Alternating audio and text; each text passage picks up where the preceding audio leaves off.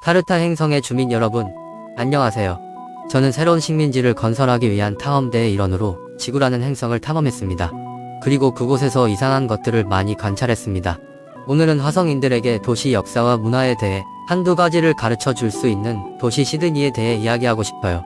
그럼 바로 시작하죠. 저는 시드니의 도시 역사와 문화, 특히 그 역사적 기원과 관련하여 시드니만의 독특한 공원을 관찰해 왔습니다.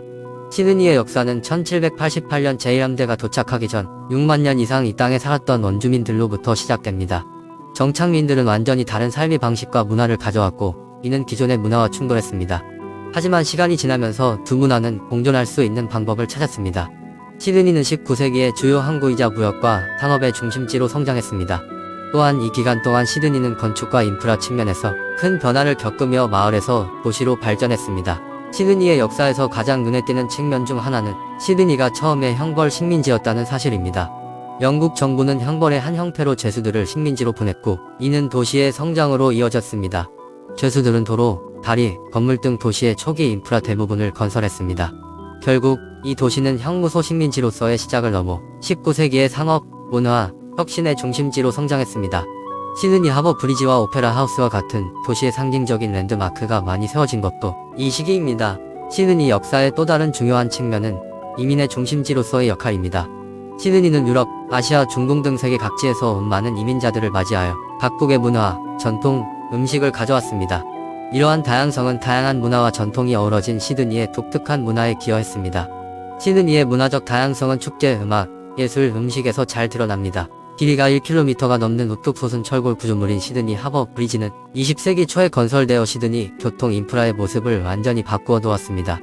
우주선에서 시드니를 관찰하면서 도시와 교회를 연결하는 복잡한 도로망과 기차 노선이 눈에 띄었습니다. 하지만 가장 눈에 띄었던 것은 페리 시스템이었습니다. 도시 전역에 30개가 넘는 페리 선착장이 있는 것을 보니 수상교통이 도시 기반에 얼마나 중요한지 알 수 있었습니다. 페리는 연간 1,500만 명 이상의 사람들을 수송하며 150개 이상의 교회 지역과 연결되어 있습니다. 이 도시는 지속가능한 교통을 촉진하는 인프라에 막대한 투자를 해왔고, 그 결실을 맺은 것이 분명합니다. 시드니의 교통 인프라는 도시의 성장과 확장에 중요한 역할을 했습니다. 시드니 하버 브리지와 동부 교회 철도는 도시의 여러 지역으로 쉽게 이동할 수 있게 해줘 사람들이 도시의 광활한 지역을 더 쉽게 횡단할 수 있게 해주었습니다. 또한 시드니의 교통망은 여러 교회 지역의 지역 경제를 성장시켜 기업과 개인이 서로 더 쉽게 연결될 수 있도록 했습니다. 우주선에서 사람들의 교통과 이동을 관찰하면서 이러한 인프라가 도시의 기반에 얼마나 필수적인지 분명히 알 수 있었습니다. 시드니를 관찰하면서 저는 시드니의 정체성에 중요한 역할을 하는 문화적 중요성을 발견했습니다. 문화의 중심지인 시드니에는 전 세계적으로 유명한 활기찬 예술계가 있습니다. 오페라 하우스와 하버 브리지 같은 놀라운 랜드마크가 시드니를 상징하는 건축물과 함께 공명하고 있습니다. 또한 시드니의 다양한 민족과 이민자 커뮤니티가 시드니의 문화에 크게 기여하여 다양하고 문화적으로 풍부한 도시가 되었다는 것을 알 수 있었습니다. 오페라 하우스는 독특한 건축물로 유명한 시드니의 가장 상징적인 랜드마크 중 하나입니다. 제가 관찰한 바에 따르면 오페라 하우스의 디자인은 배의 돛 모양에서 영감을 받았으며 현대 건축 디자인의 훌륭한 예입니다. 또한 오페라 하우스에서 연극, 음악회, 무용 공연 등 다양한 행사가 열리면서 이 도시의 문화 중심지 역할을 하고 있다는 사실도 알게 되었어요. 하버 브리지는 디자인과 건축으로 유명한 시드니의 또 다른 상징적인 랜드마크입니다. 이 다리는 시드니의 북쪽과 남쪽 해안을 연결하고 도시 스카이라인의 그림 같은 전망을 제공합니다. 제가 관찰한 것처럼 하버 브리지는 시드니의 문화적 정체성의 필수적인 부분이 되었으며, 많은 사람들이 이 다리를 도시의 상징으로 사용하고 있습니다. 저는 외지인으로서 시드니가 주택 경제성, 인프라 개발, 환경 지속 가능성 측면에서 직면한 과제를 목격했습니다. 시드니가 성장하는 경제, 문화적 다양성, 혁신과 기업가 정신의 잠재력을 활용하면서 이러한 문제와 씨름하는 과정을 관찰하는 것은 매우 흥미롭습니다. 시드니의 도시화 과정은 복잡하고 미묘한 과정이었으며 쉬운 해결책은 없었습니다.